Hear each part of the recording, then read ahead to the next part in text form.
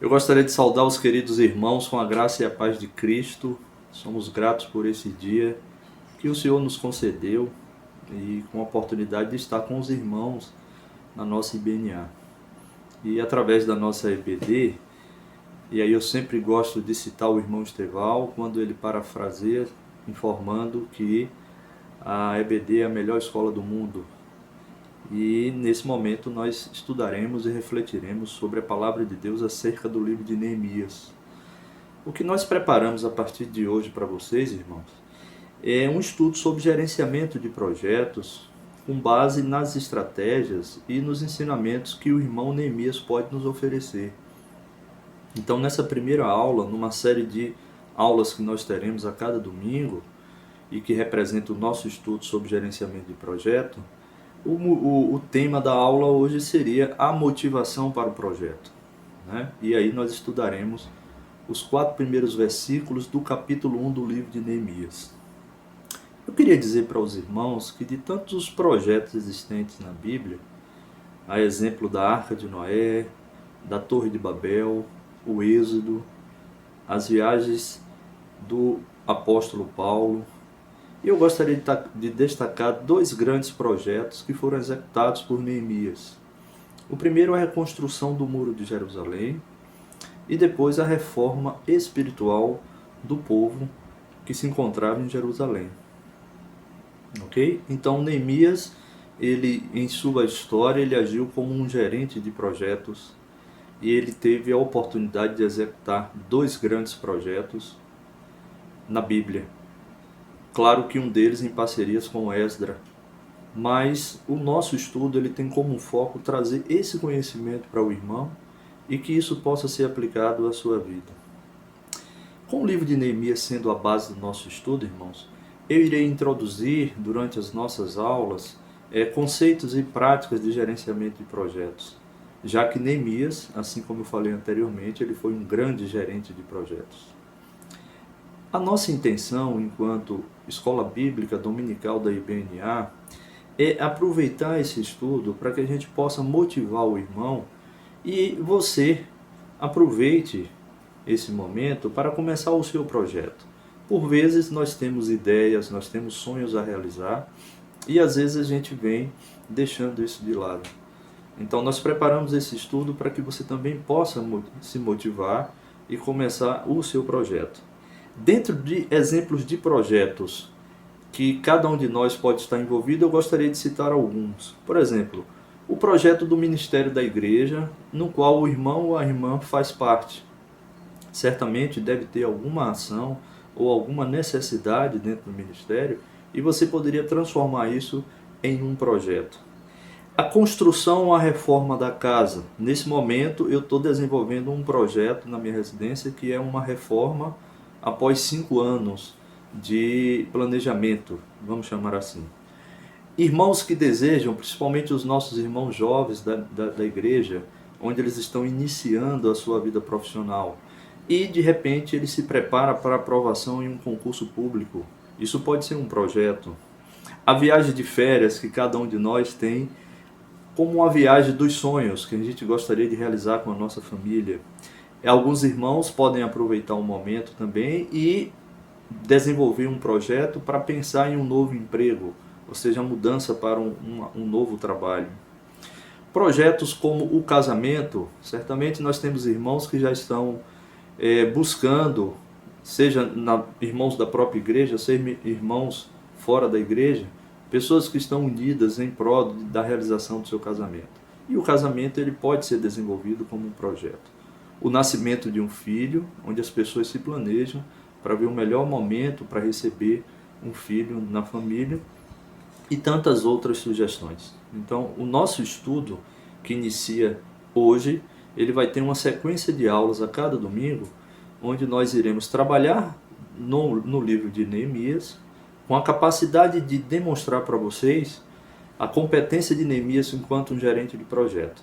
Mas no fundo, o que a gente quer é motivar o irmão e a irmã para que eles desenvolvam projetos que muitas vezes pode ser um sonho, pode ser uma transformação profissional, pode ser um projeto para o desenvolvimento da família, pode ser um projeto de apoio a um filho, e por vezes isso é deixado para trás porque nos falta até o determinado conhecimento. Então, hoje a gente começa um trabalho de uma EBD temática, cujo tema principal será os projetos de Deus e as estratégias de Neemias. É importante dizer para vocês que os projetos são de Deus.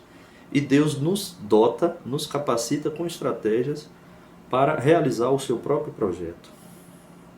Na sequência aqui eu queria informar para vocês que Neemias, o significado quer dizer Jeová consola.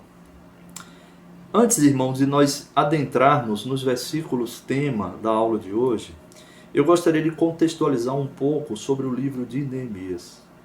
Primeiro, o livro ele registra a história narrada do terceiro retorno a Jerusalém após o cativeiro, contando como os muros das cidades foram reconstruídos e as pessoas renovadas na fé. Só para você ter uma ideia, na questão de linha de tempo, tudo isso ocorreu em 445 a.C. 2. Neemias ele foi o próprio protagonista do seu livro. E assim ele se junta a outros protagonistas, outros personagens que nós temos na Bíblia, a exemplo de Josué, Débora, Gideão, Davi, Samuel, Salomão, que foram personagens usados por Deus para o cumprimento das suas promessas. 3. Neemias ele foi um homem que viveu no exílio, morando na Babilônia, logo depois em Suzã, aí já sob o domínio do Império Persa. Mas ele gozou em determinado momento de alguns privilégios. Neemias ocupou o cargo de governador, então ele foi um estadista e também copeiro do rei. Durante muito tempo ele era um homem de confiança do rei, ele experimentava o alimento do rei antes do próprio rei fazer uso disso, né? O rei Artaxerxes. 4. O livro de Neemias ele é considerado cronologicamente como o último livro histórico do Antigo Testamento. Alguns escritores consideram o livro de Esther, mas é um montante de 12 livros que ele conta uma história de um povo. E aí vai uma dica, né? Para quem quiser conhecer toda essa história de Israel, do povo de Israel, é interessante começar a estudar esses livros, partindo de Josué, Juízes, Rute, Samuel 1 e 2, Reis 1 e 2, Crônicas 1 e 2, Esdras, Neemias e Esther. 5. Aí vai uma reflexão para a gente. Ao ler o livro de Neemias, observe Neemias em ação e decida ser uma pessoa em que Deus possa confiar para agir em nome dele nesse mundo. Então, poderemos trazer esse exemplo de Neemias para a nossa vida. Diante desse contexto que eu trago para vocês e dessa introdução que eu fiz, foi aí que nós pensamos no tema principal do nosso estudo, que diz assim: projetos de Deus e as estratégias de Neemias, o caminho do êxito em seus projetos. Então nós vamos entender durante o estudo quais foram as estratégias que Neemias utilizou, sendo essas estratégias dotadas pelo Senhor nosso Deus, e como foi que ele alcançou o êxito nesses dois grandes projetos. Esse ensinamento a gente pode trazer para a aplicação na nossa vida, no dia a dia. Agora vamos sim falar dos nossos versículos tema, os versículos chave da aula de hoje. Capítulo 1, versículo 1 de Neemias. Palavra de Neemias, filho de Acalias. No mês de Quisleu, isto é, entre novembro e dezembro, no 20º ano do reinado de Artaxerxes, quando me encontrava na capital do Império Persa, Suzã, Hanani, um de meus irmãos, veio de Judá com mais alguns homens. Indaguei-lhes pelos judeus que haviam voltado, os que sobreviveram ao cativeiro, e a respeito de Jerusalém. Versículo 3. Eles me informaram: aqueles que sobreviveram ao cativeiro e estão vivendo lá na província passam por grande tribulação, privação e humilhação. Os muros de Jerusalém foram derrubados e as portas da cidade queimadas. Versículo 4. Tendo ouvido este relato, assentei-me e chorei amargamente. Lamentei por alguns dias e coloquei-me em jejum e oração diante do Deus dos céus. Então, esses 4 versículos do capítulo 1 são esses versículos chaves para a nossa primeira aula. Antes de aprofundarmos nos versículos, eu gostaria de apresentar os primeiros conceitos para o irmão no que se refere aos projetos. Primeiro, o que é um projeto? O projeto ele é um esforço temporário empreendido para criar um produto, um serviço ou um resultado exclusivo. Então, por exemplo, você pode criar um projeto para passar em um concurso público e a aprovação no concurso público é o resultado exclusivo. Você pode criar um projeto para desenvolver um produto e ao final do produto pronto você atinge o fim do projeto. No conceito de projeto, uma característica precisa ficar muito bem clara. O projeto ele tem início e fim. Então, se ele não finda, ele perde toda a característica de um projeto. Um segundo ponto que eu queria trazer para vocês. De onde é que nascem os projetos? Então, os projetos eles nascem do planejamento estratégico. O planejamento estratégico é uma ferramenta utilizada muito pelas organizações e para que eles possam desenvolver, conhecer suas necessidades e desenvolver projetos a médio e longo prazo. Então, primeiro, quando se faz um planejamento estratégico, se faz um estudo das necessidades da organização e define o tempo que aquelas necessidades podem ser trabalhadas e eliminadas. As pessoas nas organizações elas se reúnem para definir o futuro da organização baseado no planejamento estratégico. E essas necessidades que são conhecidas, elas precisam ser transformadas em ação. Essas ações, para ocorrer após o apontamento da necessidade no planejamento estratégico, elas precisam de motivação para acontecer. Então, por vezes, a gente vê pessoas desmotivadas nas organizações. Então, a gente precisa envolver as pessoas nos nossos projetos, seja no ministério da igreja, seja os projetos profissionais ou pessoais, mas acima de tudo a gente precisa motivar as pessoas a participar. Então aí vem uma primeira palavra importantíssima para quem vai trabalhar com um projeto, chama-se motivação. Se você pegar essa palavra e dividir em duas, significa dizer assim, motivo mais ação. Então para desenvolver um projeto você precisa ter um motivo, você precisa ter uma necessidade. E em conhecendo esse motivo, essa necessidade, isso nascendo no seu coração, você vai transformar isso em ações. O tempo que você vai executar o seu projeto, isso faz parte da sua estratégia. Isso pode ser a curto, médio ou longo prazo. Em miúdos, eu posso dizer que essa motivação é um estímulo para você começar um projeto. Então, por exemplo, a aula de hoje, o nosso estudo, ele faz parte de um projeto meu, pessoal, e eu apresentei isso para a escola bíblica da nossa igreja, ele foi aceito. Então eu me motivei para isso e o fato de eu estar iniciando a aula hoje já é uma ação dentro do meu planejamento estratégico para atender esse projeto que eu estou desenvolvendo. O que é que nós precisamos extrair dos primeiros versículos do capítulo 1 de Neemias? Né? Esses 4 versículos que eu li para vocês.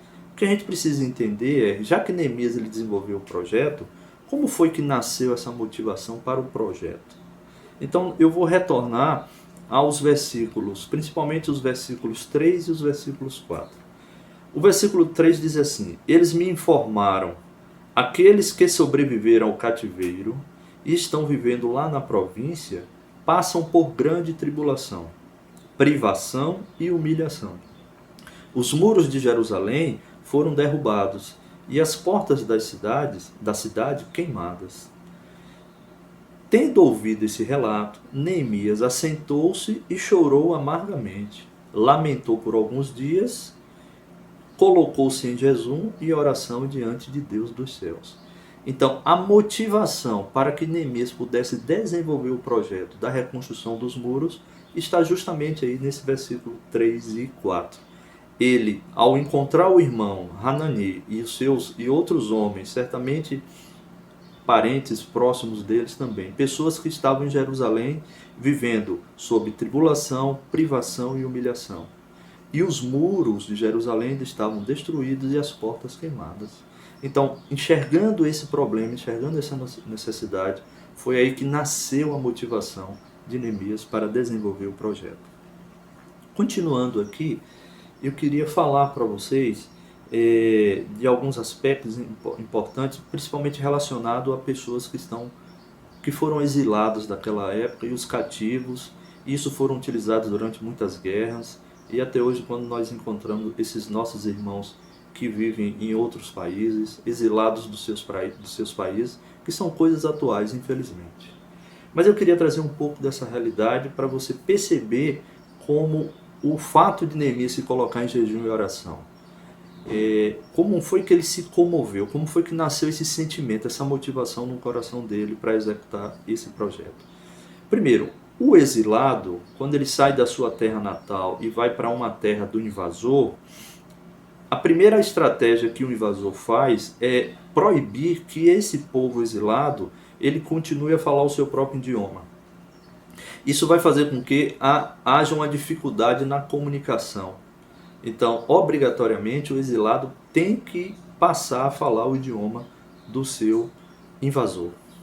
Segundo ponto, quem sai de sua terra natal e vai para uma outra terra, ele perde o rei. Então, naquela época, quando eles saíram de Jerusalém exilados e foram para a Babilônia, então eles deixaram de cultuar, deixaram de estar na presença do rei em Jerusalém e foram viver um rei diferente.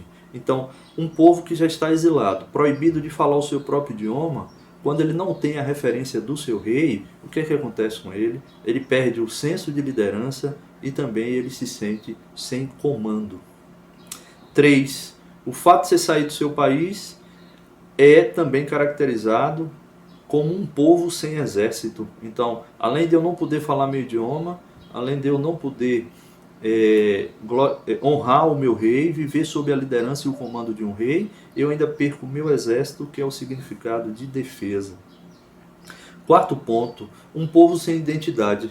Então, se eu já não falo o meu idioma, se eu já não estou sob a liderança de um rei, se eu já não tenho defesa do meu exército, então eu perco naturalmente aos poucos a minha identidade.